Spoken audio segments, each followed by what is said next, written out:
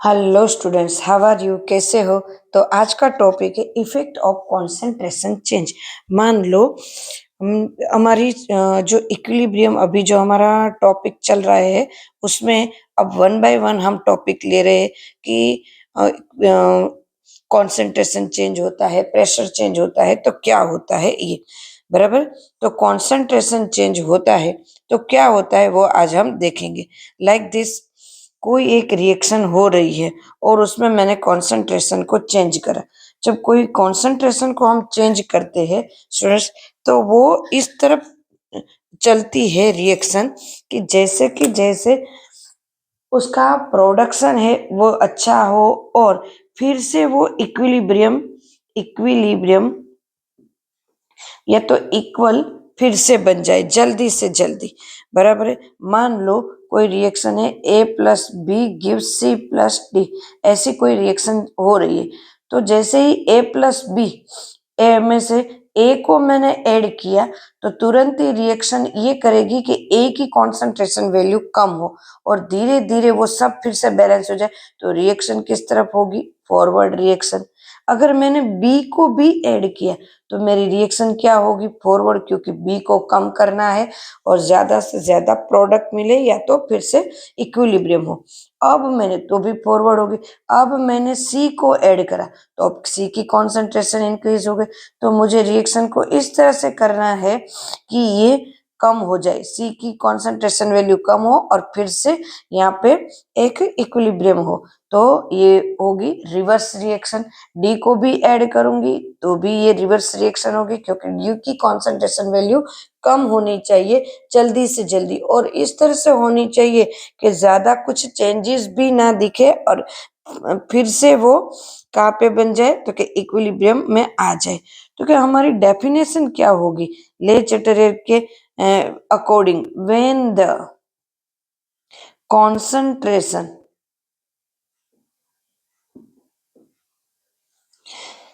of any of the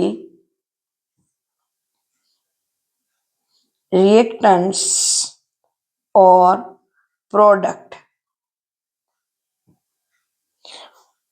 in a reaction at equilibrium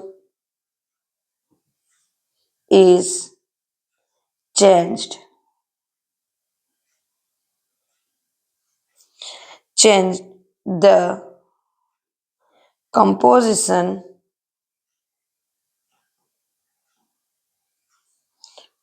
of the equilibrium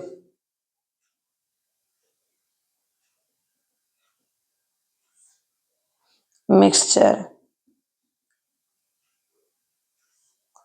changes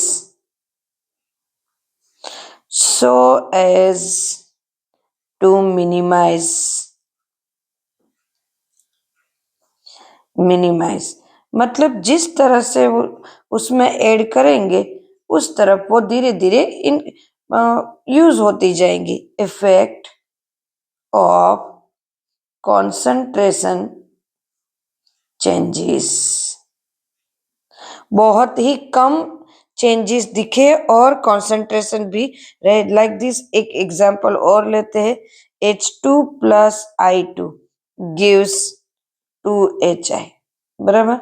ये G और ये G reversible process है।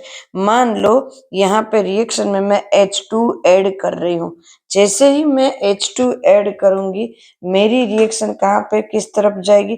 तो कि मेरी रिएक्शन H2 जल्दी से जल्दी इसका यूज हो जाए उस तरफ जाएगी। यूज होगा तो मतलब किस तरह से जाएगी? HI की तरफ, क्योंकि H2 बढ़ गया है तो उसको कम करना है। तो ये कौन सी रिएक्शन जाएगी? तो कि ये रिएक्शन जाएगी फॉरवर्ड रिएक्शन, मतलब ज्यादा से ज्यादा प्रोडक्ट बनेगी और जल्दी से वो बन जाएगी इक्वल। फिर से I2 इंक्रीज कर, मतलब I2 ऐड करूंगी तो क्या होगा? जल्दी से जल्दी ये फॉरवर्ड रिएक्शन ही जाएगी, क्योंकि I2 अब हमारा क्या है? यूज होना चाहिए। उसी तरह HI बनेगा तो HI की तरफ मैं अपना रिएक्शन करूंगी, मतलब HI की तरफ मैं ज्यादा ऐड करूंगी HI को, तो मेरी रिएक्शन कहाँ तरफ जाएगी, HI इंक्रीज हो गया तो मेरी रिवर्स आएगी, क्योंकि वो जो मैंने बाहर से ऐड करा है उसको जल्दी से जल्दी यूज करना है ताकि फिर से इक्वल हो जाए। तो इस तरह से हमारा होगा। यहाँ पे बाजू में ग्राफ दिया है, ग्राफ के अकॉर्डिंग वैसे तो हमें समझ में आ गया, फिर भी देख लेते हैं। तो कि मेरा H2 पहले ये था इक्विलिब्रियम में मेरा I2 ये था, this is H2, this is I2 and this is HI। Clear. अब यहाँ पे सब इक्वल था, बराबर, इक्विलिब्रियम में।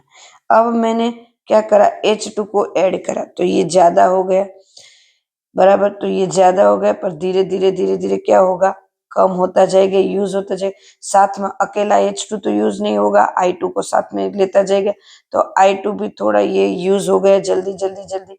यस, तो मेरी प्रोडक्ट क्या बन गई जल्दी, ये तो मेरा न्यू इक्वल कहाँ पे होगा, अब न्यू इक्विलिब्रियम, यहाँ पे न्यू इक्विलिब्रियम या तो री एस्टैब्लिश, उसको ये भी कहेंगे।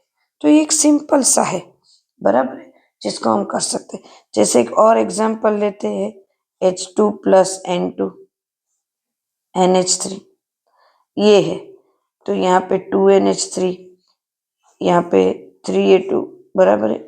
तो यहाँ पे क्या होगा, रिवर्स प्रोसेस है। अगर मैं अमोनिया बाहर से निकालती निकालती जाऊँ, गैस में मिलेगा तो उसको लिक्विड करके बाहर से निकालती जाऊंगी, तो फिर से ये क्या होगा, अमोनिया बनता जाएगा, तो ये फॉरवर्ड रिएक्शन ही बनती जाएगी।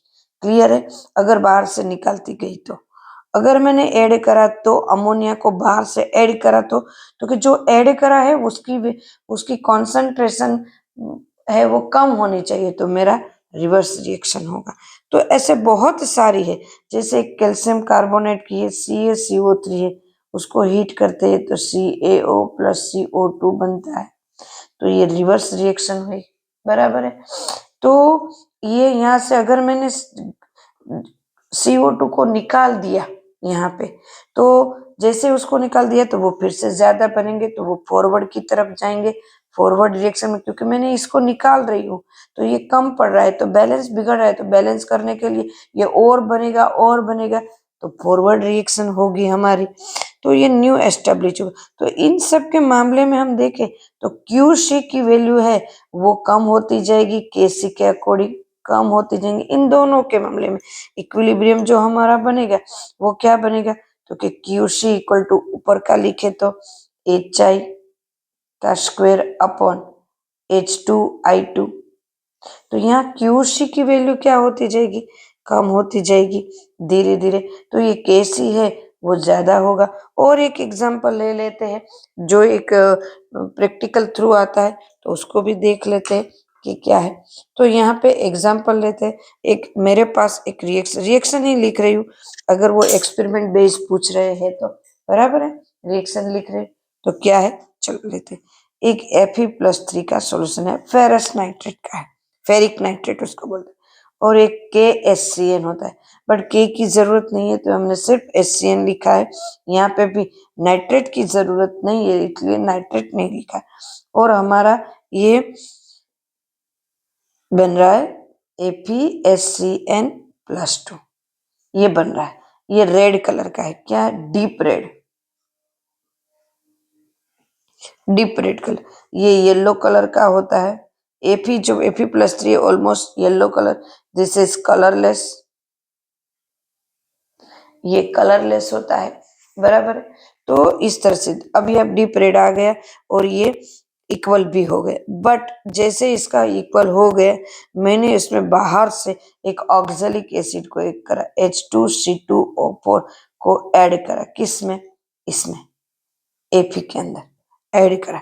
जैसे ही इसको ऐड करा, वैसे तो सब में ऐड करना है पर एक एग्जांपल से ऐड करा, न्यू यहाँ फॉर्मेशन हुआ और न्यू कॉम्प्लेक्स कंपाउंड में, this is complex compound, new complex compound बना तो कि एपी अब इनके साथ वर्क करेगा, इससे उसी तरह इनके साथ भी अटैच होगा तो एपी है, और ये ऑक्जेलिक एसिड के साथ करता है तो ऑक्जेलेट के साथ होता है, C2O4 के साथ अटैच होगा और ये न्यू कॉम्प्लेक्स बनाएगा 3 - 3, ये कॉम्प्लेक्स बना तो ये रेड कलर का नहीं है, तो अब ये भी बन रहा है सॉल्यूशन में, ये भी बन रहा है।